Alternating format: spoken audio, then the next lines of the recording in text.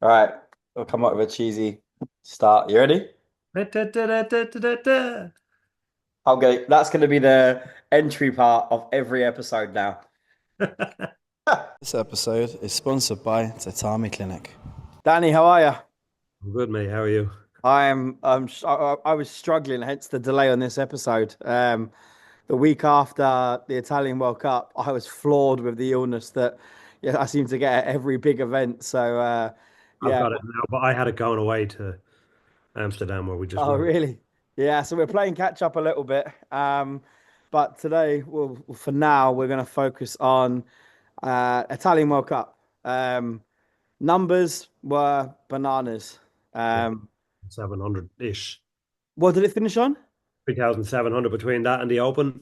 3,700. Like some of the divisions were crazy. Junior 63 had in point fighting had 43 people in it, the same as the Grand Champion, the male Grand Champion had 43 in it as well. Then 69 and 74 seniors, I think both had 41 in them. Like the numbers are just crazy. Like four pools of fighters. Yeah. So like it's not easy to win. I'll be honest, there's a lot of times where I thought my fighters in that competition were doing really well. I'm like, we're gonna win it. We're gonna, and it was like end of pool one, and I was like, oh, it's like when you play a computer game and you think the final boss, and you're actually like three bosses away. So yeah, Looking through the results on Sport Data, and I was like looking at pool one and pool two, and I was like, I couldn't find the fight that I was looking for. I went back into the results and I saw, yeah, he's definitely that fight was definitely there, and we couldn't find it. And I went, oh, there's two more pools. All right, that's why. yeah, and Big pool, not just small pool, big pool, four big pools. yeah, it was incredible. I'll be honest. Spoke to Rafa quite a bit leading up to it. He was giving some really good advice, and I always like working with Rafa in general. So I was chatting to him, and the busier it got, the more anxiety I was kind of getting. But what I will say is, like, for the numbers that came out the woodworks, and I don't think anyone expected that. I knew it was going to be busy, but I don't think anyone thought it would be that busy. I thought like Rafa and the team did really well to kind of adapt and overcome and allow the event to run as well as it was. Because at one stage when I saw the numbers and the scheduling, I wasn't really sure how that was going to pan out, to be honest. Yeah, well, I know I found out after. Apparently in Italy now they have a funding issue for the national teams when they go away to get funded, but they have to now qualify for that funding by getting 10 points. I think it was 10 points. Yeah, European and World Cups. So for the Italians, they kind of have to go there because if they didn't go to Athens already, which is the only other close one, yeah, they've got Uzbekistan or Thailand, which like it's expensive to go to yeah, for if you're going from Italy. If and then the other two European Cups, which are Sarajevo and Croatia. Now they can go to them as well, but you don't get as many points for them. So they all kind of they pushed them towards all the Italians kind of went to the Italian World Cup, obviously because it's cheaper to get to and because they need them points for their funding if they want to qualify for the national team. yeah. I was chatting to Ennio about it now in more of a medical capacity, but we were talking about the difference between qualification and national funding from to when he was fighting to now. And you can definitely see the priorities are kind of laid out to the athletes, good or bad. I'm sure everyone will have a different opinion on it, but it made for a great event for the guys traveling like myself and the team. We had such a wide range of fighters to fight. And like you said, if you won it, it was valid. There was no easy divisions there at all.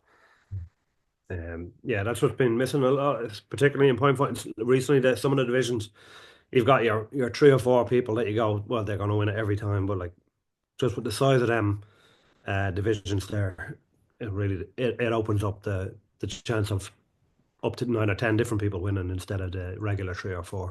Yeah, yeah. Let's go through some of it. So, in no particular order, open weights. Elena did it again.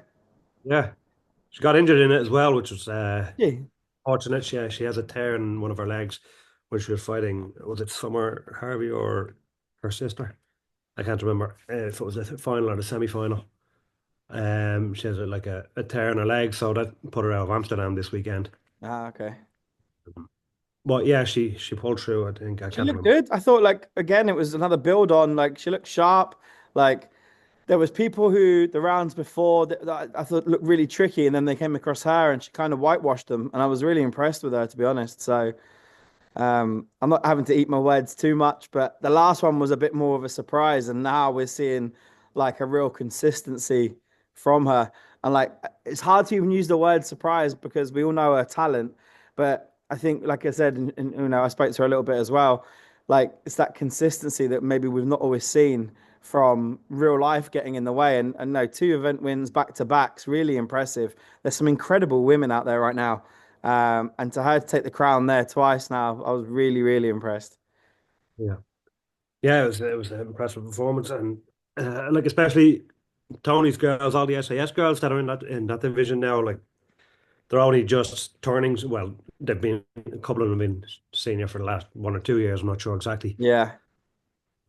I think five of them or four of them, and they're all stepping up into seniors, and they're all because they're training with each other, they're bringing each other up as well. And Yeah, Tony's got a great bunch at the moment. If you look at them, so we've now got Ella Hawkes into the juniors and found her feet almost immediately. Summer, who's been around for ages in the junior divisions, but mixing it up really comfortably. Um, like it's he's got a real good boat. Rebecca, like there's another one, Ellie Harvey, like the older sister, like that little gang right now, and you can see it even feeding through from some of the younger ones as well that he's got into the club. Um, it takes us on to we'll go back to the men's open weight, but the SAS girls went on to win the team event there against Best Fighter, and that was after the success of Athens as well. So what's your opinion on teams when you've got like club team versus sponsor team? Where do you sit on that?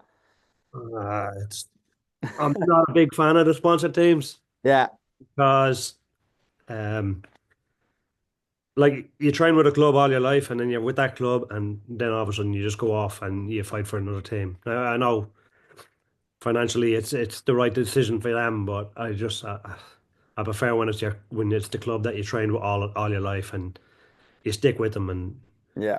that was why Corelli was so strong back when Zolt and Christian and Alex and Richie and Richie Thomas, and Thomas, yeah. the whole list of them, there's a bunch of them. That's why they were so strong because they all trained together and they had a bond. And sometimes with the sponsor teams, that bond isn't there and they don't gel well. Now a lot of them do, but not all the time. Yeah, so we flip it back and we go back to the men's team, and that was won by Proper this time. Yeah.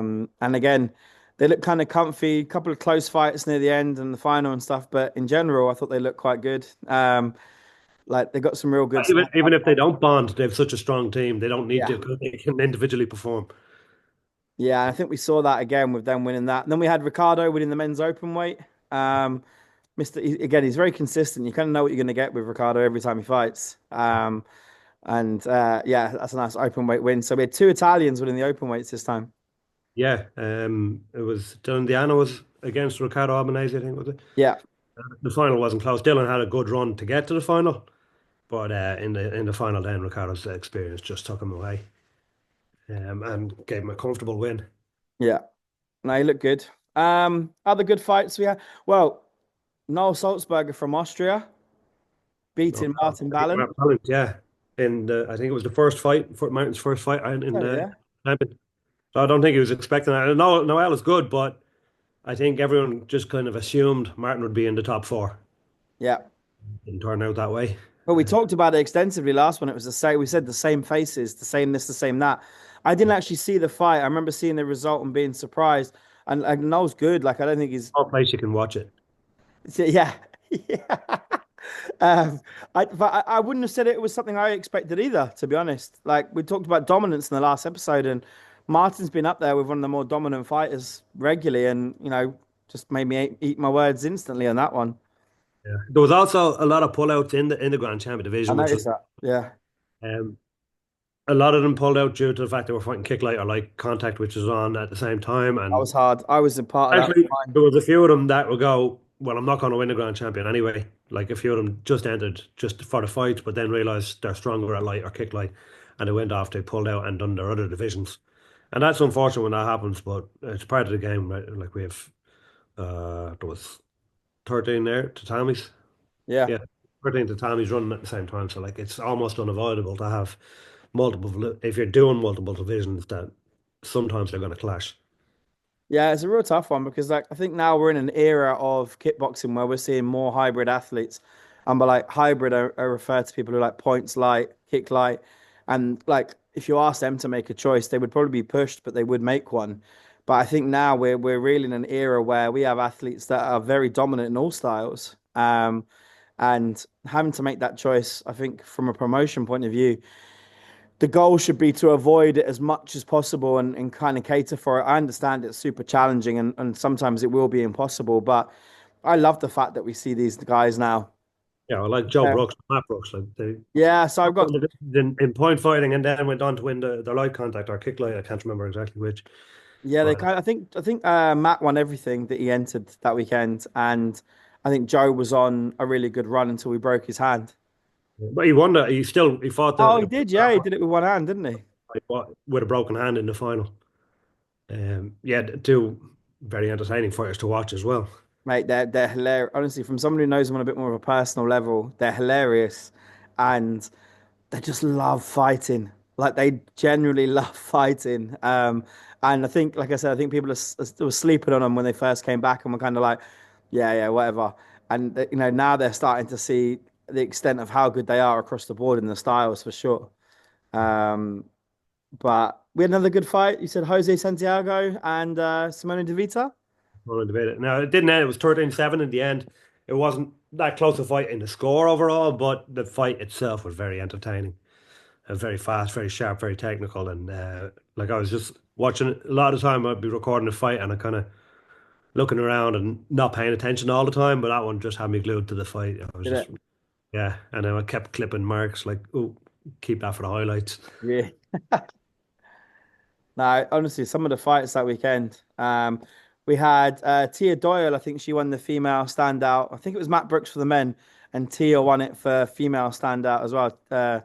She's another one that will literally fight every discipline. I've ever been to, she's like in 8 or 9 divisions. It's Engine.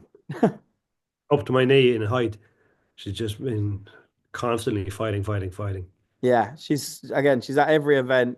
It's always plus X amount of divisions, and seems to like carve out results. And like I don't know where you'd argue where her strength is because I think like there's nothing like she's really good at kick light, she's really good at light contact, and her points are sharp.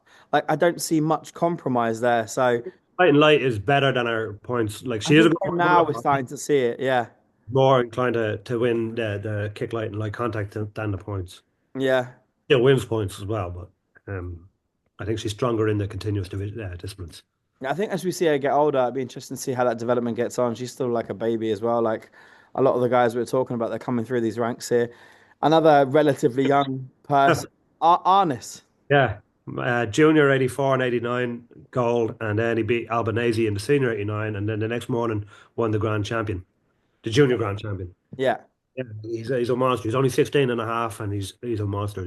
I didn't realize how young he was. I was sitting with Roy for a little bit between the competitions, and I was like, I think someone said to me, "Oh, he can't, he won't be fighting in this section. He's in the adults now." I was like, "No, I'm sure he's younger." So I was chatting to Roy. I was like, "How old is he?" He's like, "Kevin, he's like 16."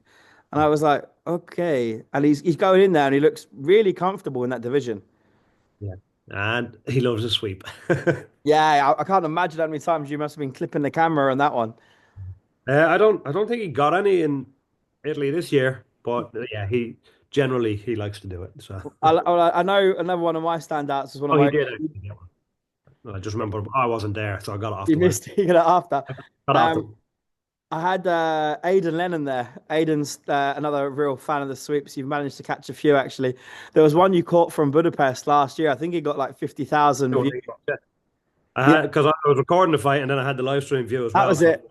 I put the two angles onto the Instagram post. Yeah, Yeah, Aiden had a really good competition there for me as well. Like he had real clear targets going into it. He was dying to fight some of the older, bigger boys, and ended up losing a split decision by 1 point to Ziga from Slovenia. And that last 30 seconds of that fight where he put it on him like it was an incredible fight. But we're seeing more of these young guys kind of stand out and kind of show what they're about at these events. So yeah, for me, I really enjoyed the event. It was chaotic. It was like super busy, I think we started at what, like half 9 on the Saturday. I don't remember finishing till gone 10.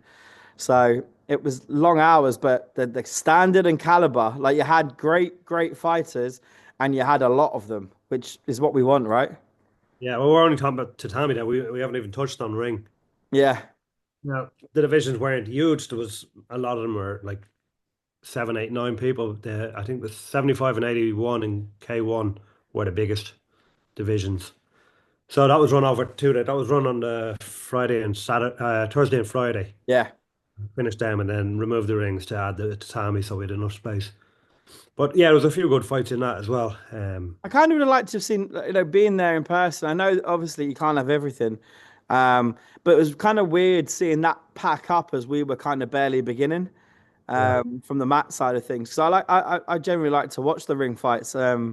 and When they're taking down the rings, you're going, oh, the competition's nearly over, and then you realize it's only Friday and you've got two more to go. yeah, it really threw me because I was like, what are they doing? But then you realize we needed the space to try and stand a chance of finishing the event.